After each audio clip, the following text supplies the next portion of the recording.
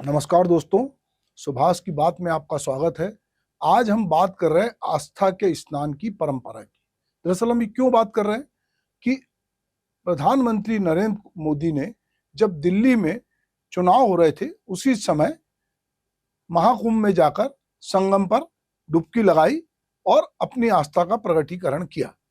लगातार हम ये देख रहे हैं कि जो महाकुंभ है उसमें लोग जो है लगातार जा रहे हैं और डुबकी लगा के कहीं ना कहीं अपनी जो उनकी सनातन की परंपरा है उसको आम जन के बीच में मजबूती भी प्रदान कर रहे हैं और ये बता रहे हैं कि देखिए ये हमारे यहाँ जो हमारी नदियां हैं वो कितनी पवित्र हैं और हम उसमें स्नान करके अपनी बहुत सारी चीजों से, एक जैसे मोक्ष की कामना होती है, पुण्य की कामना होती है, इससे कहीं ना कहीं हम जुड़े हुए हैं।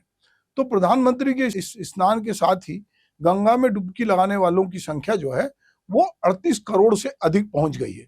समूची भाजपा और उसकी सहयोगी संस्थाएं सनातन की परंपरा को मजबूती के साथ प्रकट करते हुए ऐसा कोई अवसर नहीं गंवाना चाहती जिससे उनका हिंदुत्व का एजेंडा राजनीतिक पटल पर कमजोर नजर आए।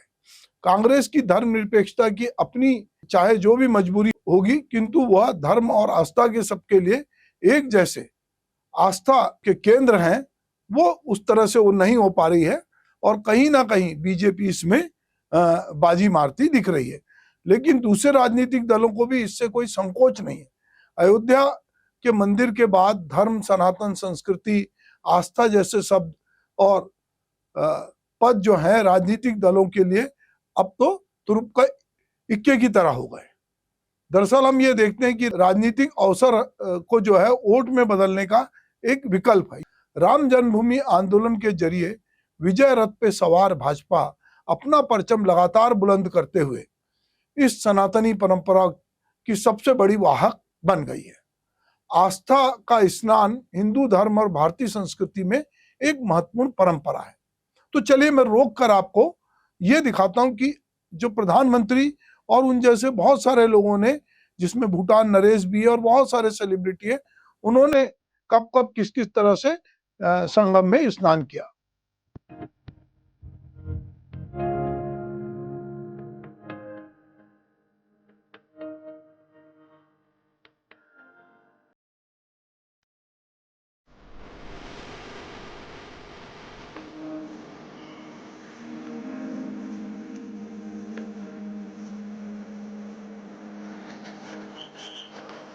तो आपने देखा कि संगम में स्नान करने से किसी को गुरेज नहीं है।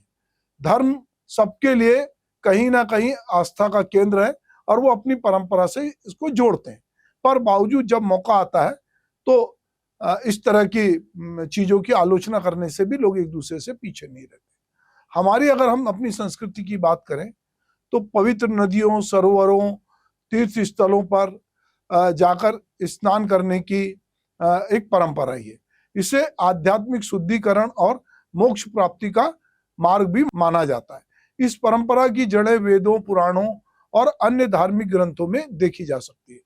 हमारे यहाँ नदियां, जल स्रोत जो है वहां पर स्नान की एक दीर्घकालिक परंपरा है और इसकी धार्मिक पृष्ठभूमि है, उसका आधार भी है। ऐसा माना जाता है कि पवित्र नदियों में स्नान करने से पापों का नाश होता है और आत्मा शुद्ध होती है और मोक्ष की प्राप्ति होती है। हिंदू धर्म में गंगा, यमुना, सरस्वती, गोदावरी, नर्मदा आदि नदियों को देवी के रूप में पूजनीय माना गया है। इनमें स्नान करने से जन्म जन्मांतरण के जो चक्र है उससे मुक्ति मिलती है। इसके अलावा सदियों से चल रहे धार्मिक अनुष्ठानों की पूर्ति भी होती है। यही वजह है कि कुंभ मेला, अर्ध कुंभ मेला, कार्तिक मेला, पूर्णिमा मेला, माघ मेला, अलग अलग जगहों पर छठ पूजा, गंगा दशहरा जैसे अलग अलग पर्व जो है अलग अलग जगहों पर, अलग अलग स्थानों पर अपने आस्था के प्रकटीकरण के लिए मनाया जाता है और इसका अपना महत्व है। हमारे यहाँ 4 धाम यात्रा, जिसमें हम कहते हैं कि केदारनाथ, बद्रीनाथ, द्वारकापुरी, रामेश्वर, प्रयागराज, हरिद्वार, वाराणसी, उज्जैन और जो और बाकी तीर्थ स्थान है, वहां पर स्नान को पुण्यदायी माना गया है। 12 साल में आयोजित होने वाले कुंभ के मेले का सबसे अधिक जो है वो महत्व है। यह दुनिया का सबसे बड़ा धार्मिक स्नान का पर्व है जिसमें करोड़ों श्रद्धालु गंगा यमुना और सरस्वती के संगम में स्नान करते हैं। गंगा दशहरे के दिन गंगा नदी में स्नान करना विशेष पुण्यकारी भी माना जाता है। मौनी अमावस्या के दिन संगम में स्नान करने से आध्यात्मिक शक्ति और शांति की प्राप्ति होती, ऐसी धारणा है। बिहार में अगर हम बात करें तो छठ पूजा जो है वो वहां से शुरू हुई और अब जो है जहां कहीं भी पूर्वांचल के लोग रहते हैं, आज पूरे देश में हम देखते हैं कि छठ पूजा जो है वो बहुत धूमधाम से मनाई जाती है और कहीं ना कहीं एक राजनीतिक एजेंडे के रूप में ये भी शामिल हो गई है। गंगा या अन्य नदियां या पवित्र जलाशय में इस दिन स्नान किया जाता है और लोग इसका पर्व बहुत श्रद्धा भाव से मनाते हैं। ऐसा माना जाता है कि पवित्र नदियों का जल औषधि गुणों से भरपूर होता है जो स्वास्थ्य के लिए भी लाभकारी होता है। स्नान से मानसिक शांति मिलती है, सकारात्मक ऊर्जा मिलती है। प्राचीन काल में जो है वो जल चिकित्सा हाइड्रोथेरेपी का भी महत्व बताया गया है। हमारे देश में आस्था का जो स्नान केवल धार्मिक अनुष्ठान नहीं बल्कि सामाजिक और आध्यात्मिक जीवन का भी अभिन्न हिस्सा है। यह अगर हम ये बात करें कि यह आत्मशुद्धि, आध्यात्मिक उन्नति और सांस्कृतिक एकता का भी प्रतीक है। हमारे देश में 30 त्योहार और धार्मिक अवसरों पे नदियों, सरोवरों और अन्य जल स्रोतों में स्नान करने की जो परंपरा है वो परंपरा, जैसा मैंने कहा कि वो दीर्घकालिक है और इससे लोगों को लगता है कि हमको धार्मिक, आध्यात्मिक और सांस्कृतिक दृष्टि से ये हमारे लिए बहुत महत्वपूर्ण है और हमारी परंपरा का हिस्सा है। कुंभ और अर्ध कुंभ मेला जो है पूरे देश में 4 स्थान प्रयागराज, हरिद्वार, उज्जैन, नासिक में आयोजित होता है क्योंकि यहीं पे कुंभ होता है। माघ मेला और मौनी अमावस्या को प्रयागराज संगम तट पर गंगा, यमुना और सरस्वती के संगम पर लोग स्नान करते हैं और पुण्य प्राप्त होता है। यही देखा हमने अभी हाल ही में कि मौनी अमावस्या पे किस तरह से लोग उमड़े और वहां पर किस तरह से एक अव्यवस्था फैली। चलिए उसका भी दृश्य मैं आपके साथ साझा करता हूँ।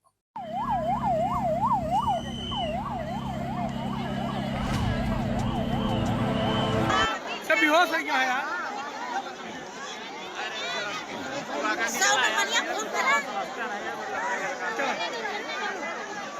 ये जो मौनी अमावस्या इसका नाम है, मौन रहकर स्नान करना इसका विशेष लाभ है, इसलिए लोग वहां डटे हुए थे। भला ही उसमें से कुछ लोगों की जान क्यों ना चली गई हो।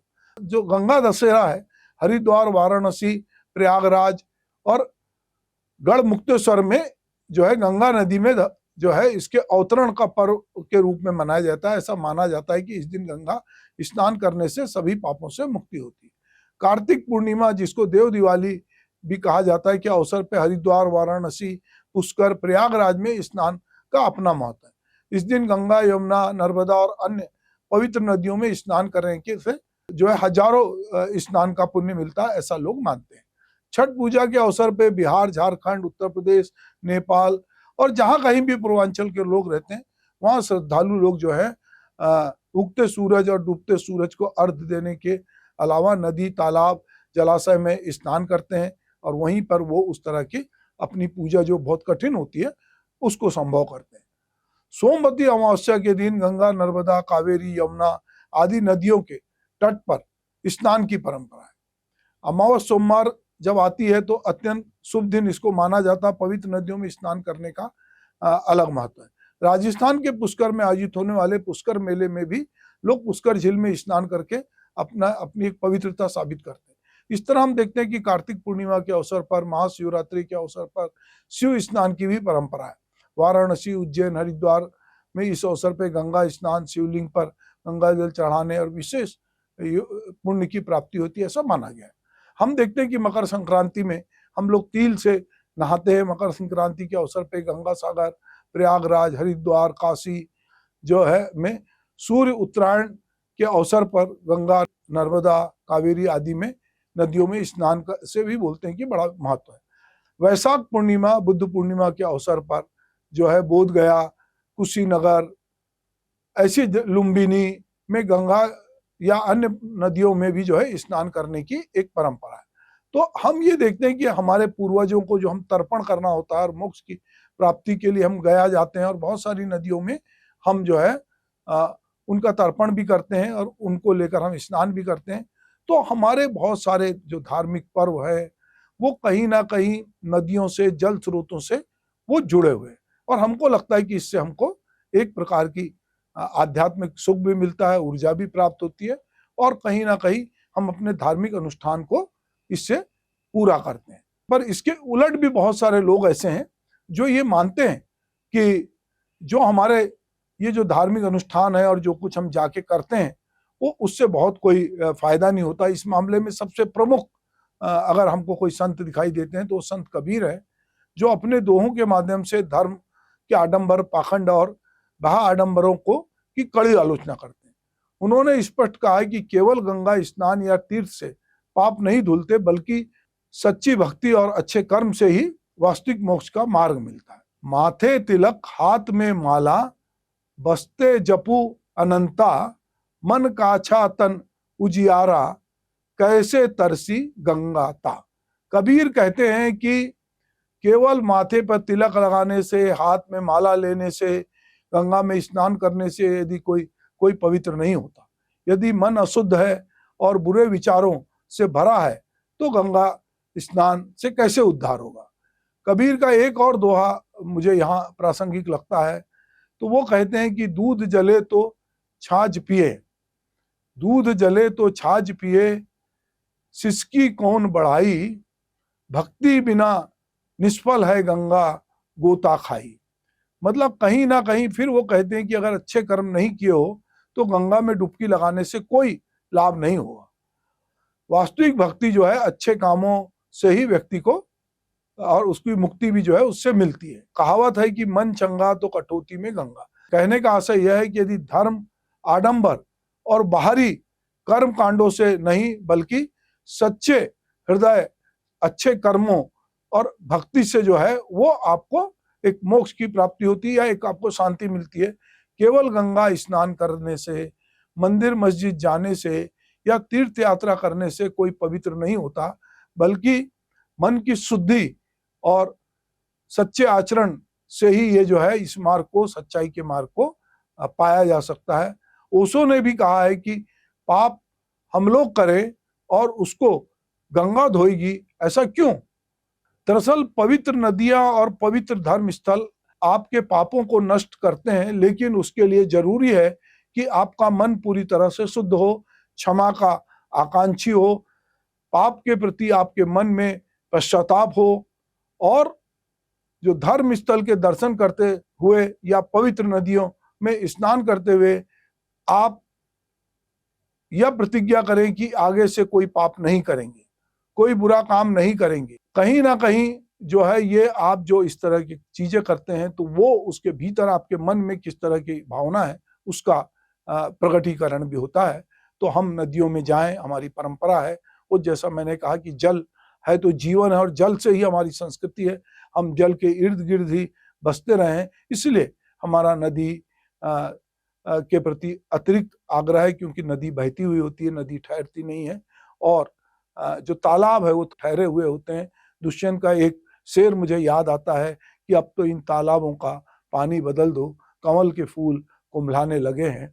तो कहीं अगर हमको हमारे भीतर कुछ ठहरा हुआ है तो वो बहाव होना चाहिए, और हमारे भीतर जितना वह मनस्य है, जितनी अलग तरह की बातचीत, अनर्गल बातचीत है, अगर हम जा रहे हैं तीर्थ स्थान में और हम गंगा में या कहीं भी नदी में स्नान कर रहे हैं या कोई धार्मिक स्थल पे जा रहे हैं, तो हमारे भीतर उस तरह की भावना होगी। वरना कबीर फिर कहेंगे कि दो जन तीरथ चले, चित चंचल मन चोर, और एकौ पाप न उतरिया, 10 मन लादे और।